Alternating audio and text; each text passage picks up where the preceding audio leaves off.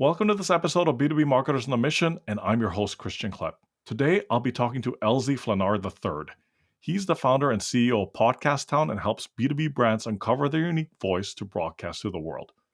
His expertise lies in turning content into a powerful tool for growth, whether it's through launching a podcast, building a robust content strategy, or monetizing efforts to drive real results. Tune in to find out more about what this B2B Marketers mission is. All right. I'm going to say Elzie Flenard III. Welcome to the show.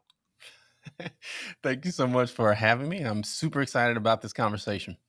Likewise. And, based on the conversation we had before I hit record, I love your name because it really does sound like a monarch, right? Like, and now that you also have a son, he's the fourth, right? He is the fourth, and I've already prepped him. I said, okay, when you have a son, what we're going to name him, right? Yes. So there shouldn't be any kickback. Just exactly. Exactly. So there is a successor, so to speak. But Elzie, I really appreciate you coming on the show. I'm really looking forward to this conversation because it is not just highly relevant to B2B marketers. I think it's really highly relevant to B2B companies as a whole. So the topic for today's discussion is how B2B companies can build strong communities for better growth. And I think you do have a bit of experience in that regard. So why don't we kick off the conversation with this question? Why do you feel that authentic connections are the foundation of success? Well, the biggest reason is twofold, really. But the first reason is because connection is the differentiator, right? If I am looking at three different companies and they all do very, very similar things, I'm going to choose the company that I feel the most connected to. It's an age old business principle, right? Now, people are going to do business with people that they know, like, and trust. I call it the KLT. It's like a sandwich. It's the know, the like, and the trust, and I like the like in the middle because people can trust you and they can know you, but if they don't like you, that you still are going to lose that sale, right? So you have to have all three, and I think that is the thing that as we move forward with technology and AI, speed to market is changing. It's faster than ever, so competition is higher than ever. That KLT factor is gonna be the differentiator, and you don't get connection without that KLT. Absolutely. And that's even more so in a case, I had a guest on yesterday and we were talking about this very same topic about building credibility, building trust and what have you. And even in B2B, that can get tricky at times, especially if you're involved in a situation, because I'm in the marketing and branding industry, and sometimes we don't have direct access to the client, right? Like we get vetted by an agency that's responsible for right? Looking for those so-called vendors, and we have to go through this vetting process, and then we get introduced to the client, right? So there's no existing relationship there. But regardless, uh, to your point, if you don't build up that trust, then how are you ever going to get in the door, right? Yeah, exactly. And I think too, people try to take shortcuts.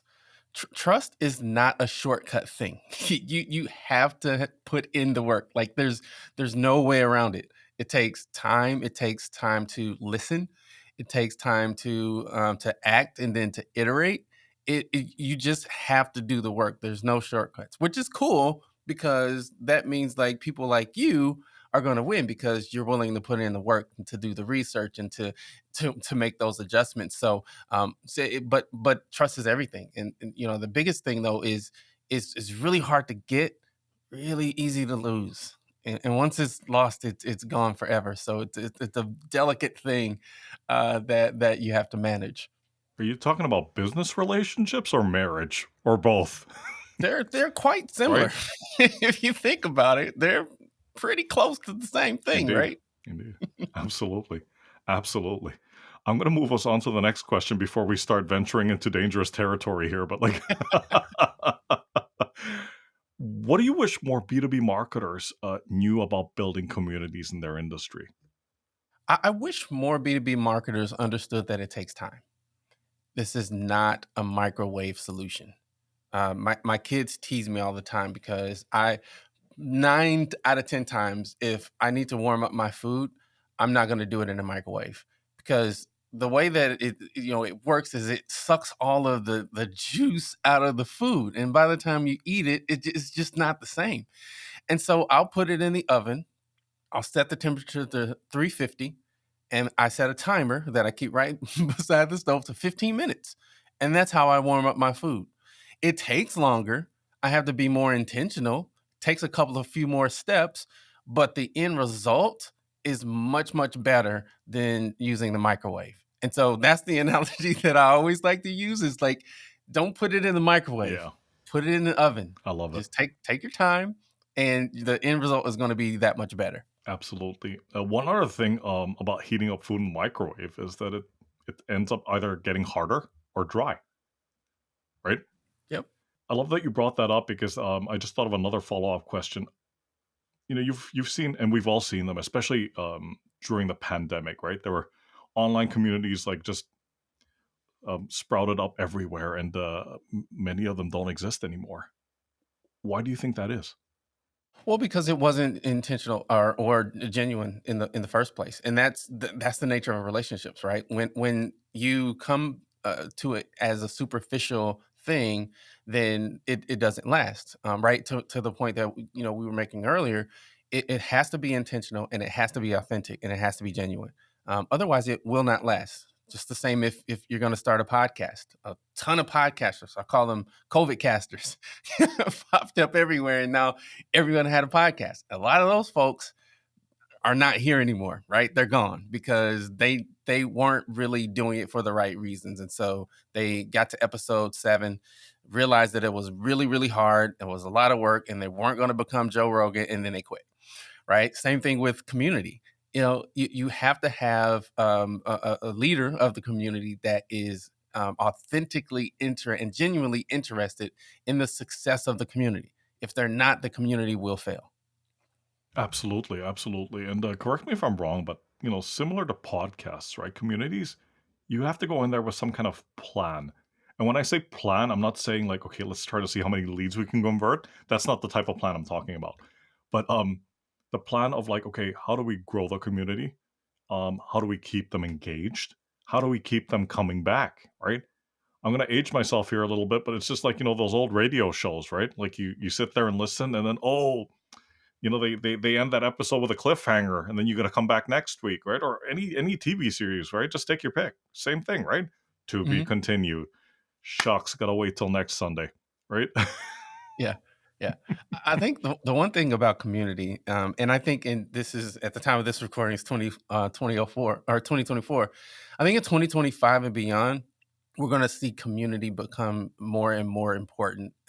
When you think about brand, when you think about KLT, like no like trust, just because it really does take a concerted effort to maintain them. And I think the thing that makes a community great is not necessarily the leader.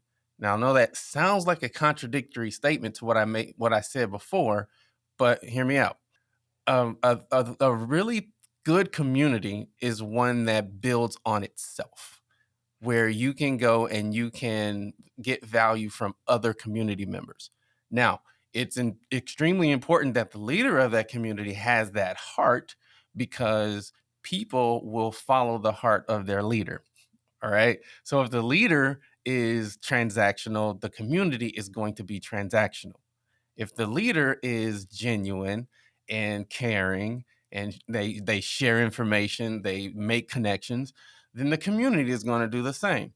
You can tell if a community is going to survive not based on just the leader, but of the people. If the people are there to help each other, to connect each other, to keep each other engaged, the community will thrive.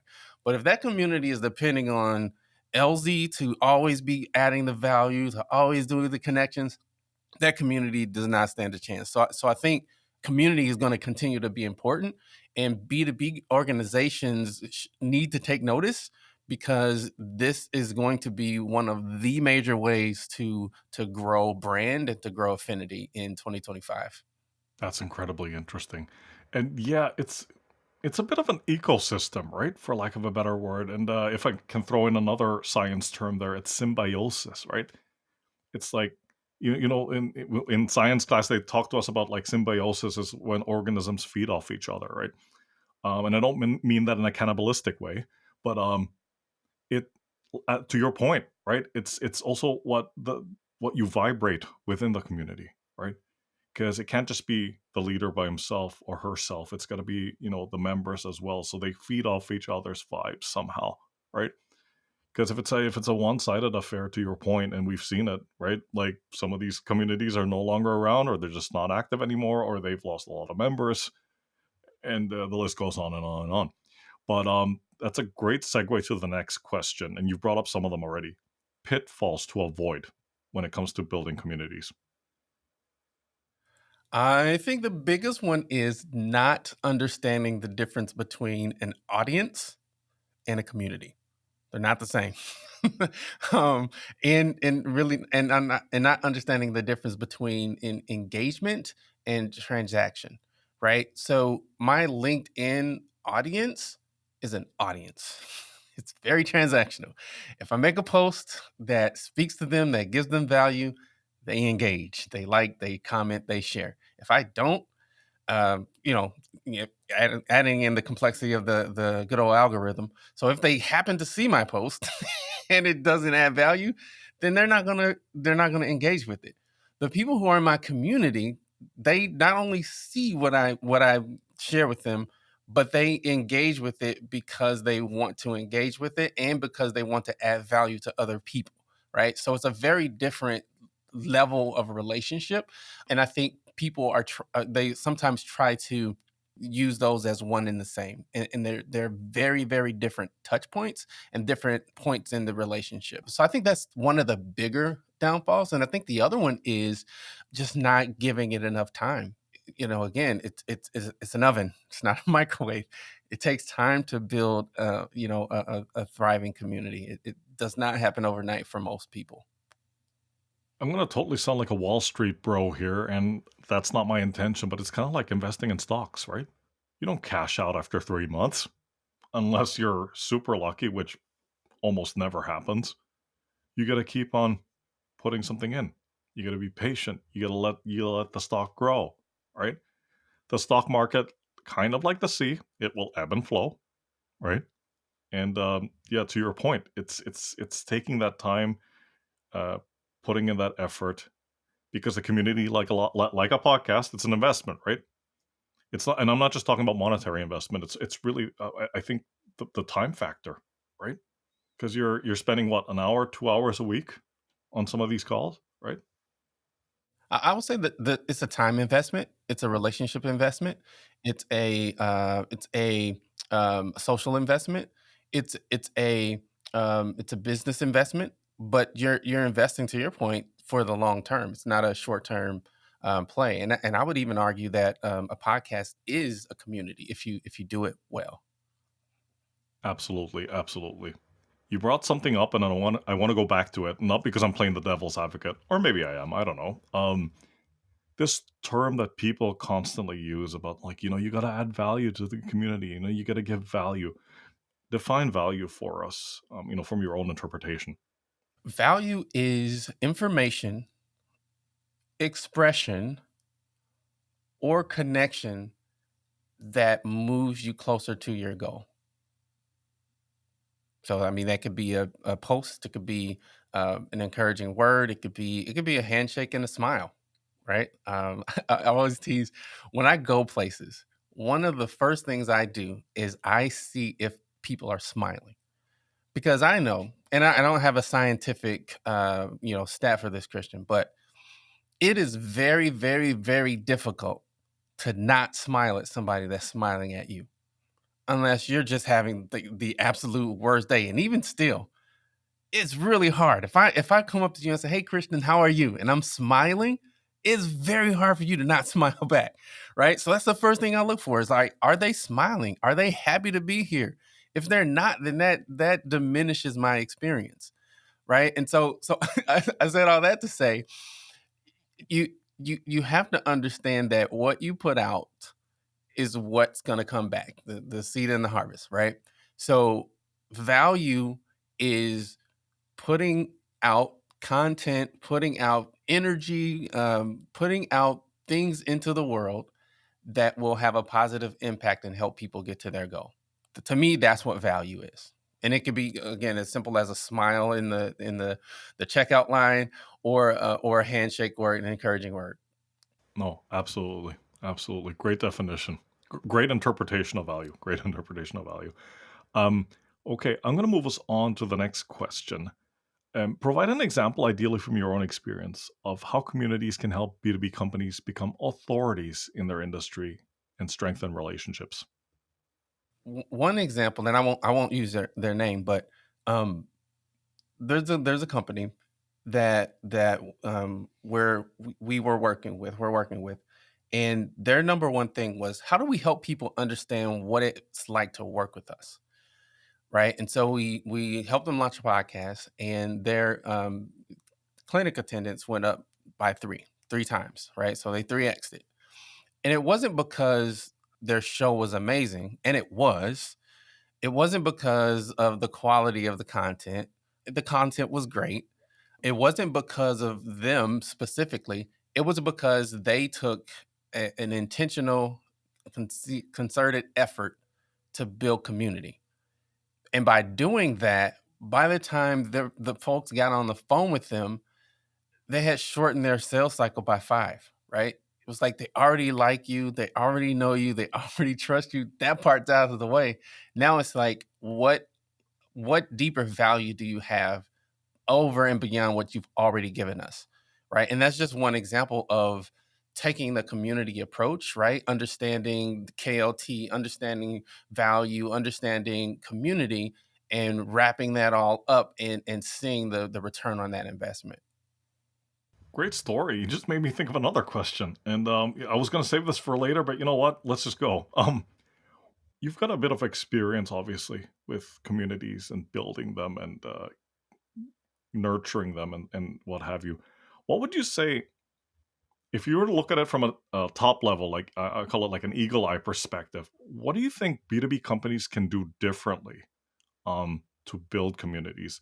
And not necessarily, I'm not implying that they need to do something crazy, right? But what can they do to make their communities stand out a bit more? Yeah, I think again, the biggest thing is stop being transactional. Hmm. Transactional sales is over. Like, people are they they don't want to buy from corporations anymore. They want to buy from people. P2P is a good way I like to think of it. It's person to person now, and that mindset shift, I think, will differentiate B2B organizations. Even though we're corporations, we're businesses, we have to understand that we are working with people, and people love to do business with other people. So that mindset shift, and then again, the other thing is just taking the time and the investment. It's not a microwave; it's an oven. So just understanding that it takes time to grow it. And to your point, you have to nurture it. It's not like you just do one thing and then 3 months go by and nothing happens. No, you have to nurture it. You have to create feedback loops and make iterations and adjustments, and then continue to feed that community for it to be effective. Absolutely. And one thing that I always like saying is, please stop making it a pitch slap fest, right? Because I don't know about you, but I've been in a couple of communities where that was the case, where they would, send you into these breakout rooms, right? These famous breakout rooms. And then they said, okay, off you go, peddle your wares. And I was like, well, I don't know. You know what I mean? Needless to say, I didn't stick around for too long, right? But again, that goes Mm, back to relationship, right? right. In business being similar to a marriage, you wouldn't approach someone and say, "Hey, Christian, let's get married." You just wouldn't do that. And so why do we do that in business? It just doesn't work. Absolutely. That's a great segue into the next question, which is, so we talked about like how communities can stand out a bit more. How can you engage the members in the community in a way that keeps them coming back. Like, and how can B2B marketers play a role in that to keep the community engaged and active? Because we've seen what happened, right? Like, I don't have the numbers, but I lost count of how many communities sprung up in 2020, for example, right? And fast forward to 2024, some of those communities aren't around because they just lost steam. Well, I think the first thing to know is that community is not cookie cutter. We went to Vegas a couple of months ago for my son. We went to go see BattleBots. Vegas is an example of a community because you could go there to play slot machines, and that's a whole community, or you could go there to watch BattleBots, different community. Not the same content, not the same value, different expression, different ways to engage. If I try to engage the BattleBot community the same way I engage the slot machine community, probably not going to work, right? And vice versa. So I think you have to understand who you're building community for.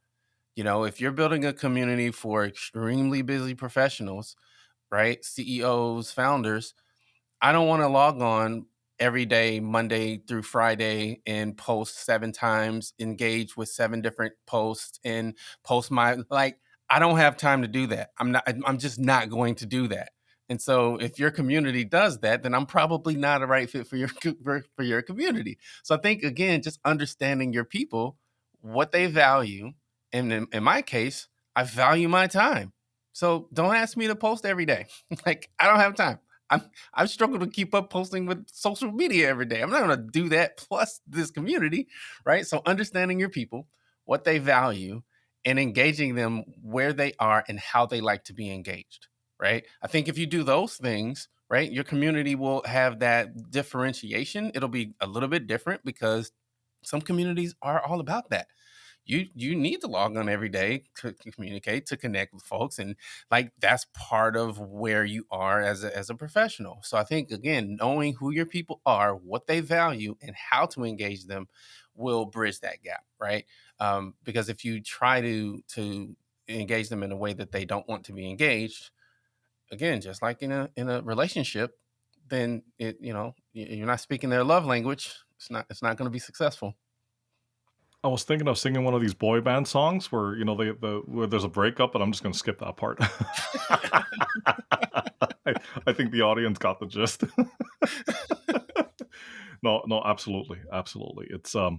It really boils down to having a deep understanding of who your audience is, who you want to. I don't want to use the word target, but understand who it is you're reaching out to, who your community appeals to. Meeting them where they're at, as you said. Like, okay, what kind of content do they like? What do they engage with? What do they find interesting? What resonates with them? Or also, very important, what kind of challenges are they having? What kind of problems, right? What kind of questions do they have? What do they look for online, right? Yep. Fantastic, fantastic. Okay, we get to the point where we're talking about actionable tips, and you've given us plenty already. But if somebody were listening to this, right, hopefully a B2B marketer who's like, you know what, I'm so inspired by what Elzie said, and I want to build a community, but how do I do this quickly? Right? So, what are 3 to 5 things that you would say they could do, right, to take action? Okay, so I was just gonna say you don't want to do it quickly, Okay. but I would say understand the business you're in, and I'll go a little bit deeper on that. Be intentional and strategic, and then finally formalize the community. I believe that podcasting is probably the best way to do that for a number of reasons. So let me go back to understanding the business that they're in. You are not in the software business. You're not in the accounting business. You're not in the marketing business. You're not in the podcasting business. You are in the attention business, period. Understand how to earn, retain, convert, and transact and connect and transfer attention. If you do that, then you're golden. And those are my steps. Awesome. So, that was awesome. Let me just recap: earn, retain, convert, trans, transact, Transfer, transfer, transfer, transfer, connect, You make it sound so simple.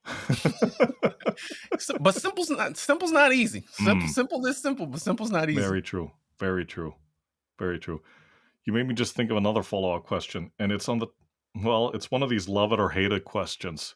So, let's just say for as an example, right? There's a B2B marketer out there who's listening to this and says, "Okay, I'm gonna go and start building this community based on these steps that you've been suggesting, during this conversation." And at some point, a couple of months down the road, this B2B marketer then has to go to the board and show that they've made progress, right? So you probably know where I'm going with this. How do they show progress in the form of metrics or things of that nature? Yeah, I would say the metrics are going to depend on what type of community you're building. Naturally speaking, you want to measure the number of people that are in the community. I think that's a fair, legitimate measurement or KPI. Now, again, it doesn't have to be 15,000, right? So whatever that goal is, but that's a easy way to measure. The other thing that I like to tell folks to measure is you want to kind of do it on two levels, right? So there's the audience level, meaning social media, engagement, likes, comments, shares. Is the content resonating, right? That's one of the ways that if people are engaging with it more than they were before you started, right? So just kind of measuring that against that as a reference point.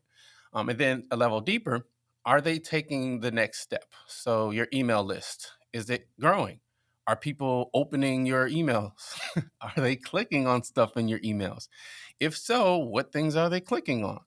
If they're clicking on the things, are they then taking action, right? So those are levels of engagement. So first we would say, okay, open rate. Are they opening it? That's a level of engagement. Click rate.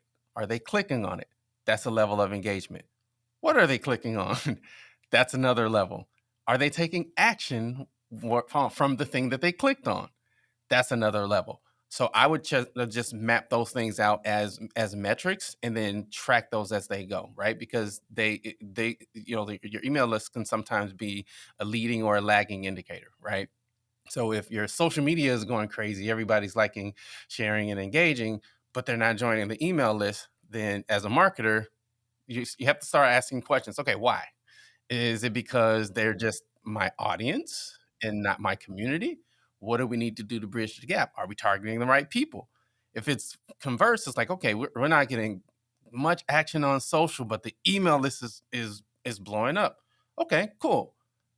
Where's the disconnect? Because Right. those should be in alignment, right? Those two numbers should go up at the same time. They should be directly proportional, right? So Right. things like that, really Mm. just analyzing the actions and the levels of engagement and building based on that. Yeah, fantastic, fantastic. You gotta look at it as a type of funnel, right? Like, and that funnel has different stages, and then you try to move them carefully and intentionally through that funnel, right? To Yes. your point, to take the next steps. Okay, Yep. fantastic. Okay, we get to the soapbox question, and it's on this particular topic of building communities. All right.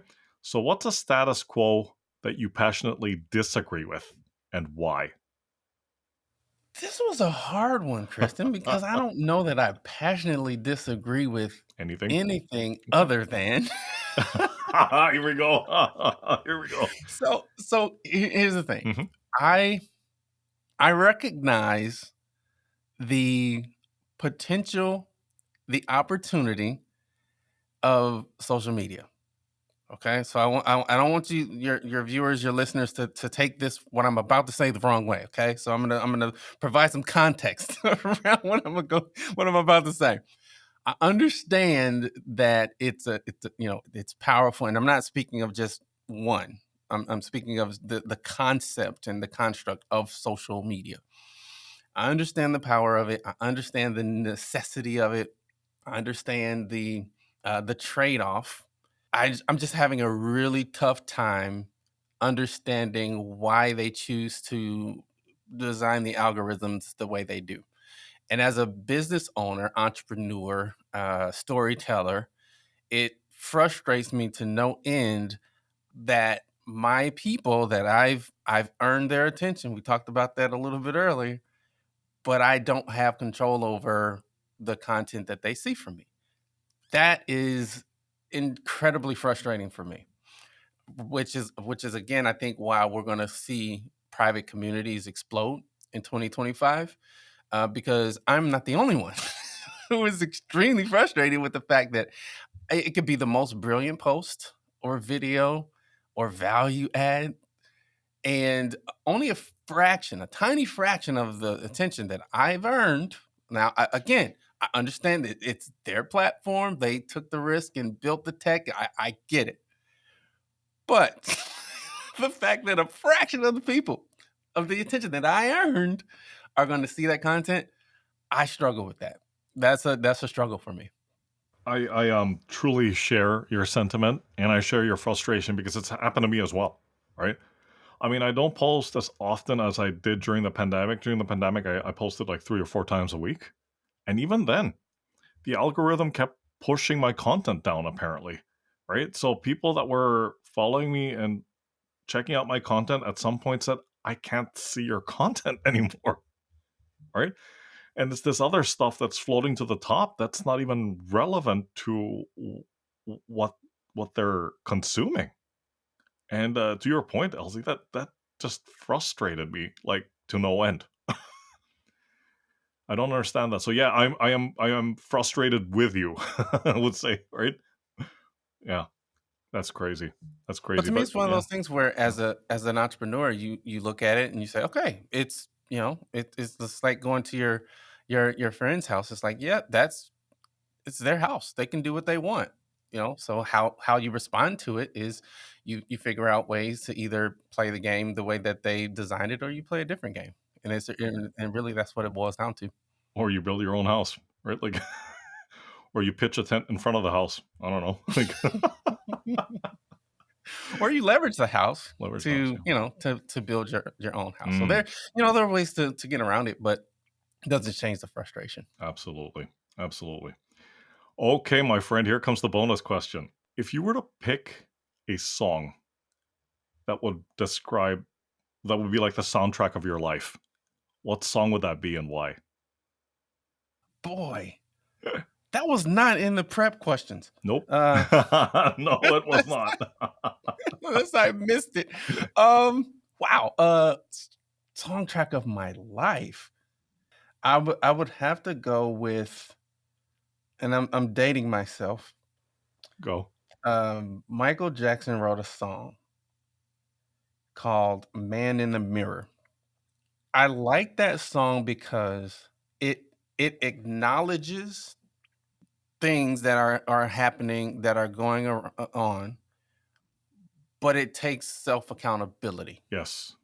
for it. Yes. It says, okay, if you want to make change, like, I know it's not perfect, I know it's not ideal, Mhm. and you're right to feel the way you feel, but it needs to start with the man in the mirror. Like, it needs to start with you. Like, you have to own your journey, Yep. right? Yep. And so that, I think, is the way that I live my life. That's the way I run my business. I know I'm not perfect, but I know that by shifting my mindset, by taking accountability of my piece in it, I can, to for lack of a better term, I can make my bed, Mhm. right? And so that's the song that comes to mind off the top of my head. A song that would encapsulate be the soundtrack of my life. Oh, I love it. I love it. You handle that one really well, man. Fantastic. Fantastic. Yeah, I was thinking about this one too. I think mine would be Journey, Don't Stop Believing, Mm, right? Except that mhm. I'm not a city boy born and raised in South Detroit. Like